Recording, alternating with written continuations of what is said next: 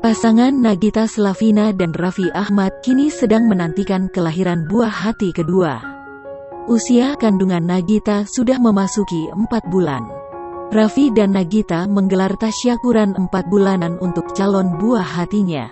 Seperti tampak pada unggahan Instagram Nisha Ahmad, Minggu tanggal 20 Juni tahun 2021.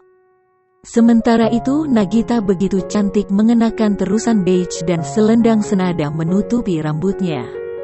Terlihat ada Emi Konita, Rieta Amelia, Syahnaz Sadiqah juga Nisha Ahmad bersama dengan suami dan anak-anak mereka.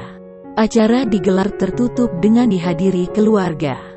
Acara digelar di rumah dengan mematuhi protokol kesehatan lantaran sedang pandemi COVID-19. Sehingga tidak banyak tamu yang datang.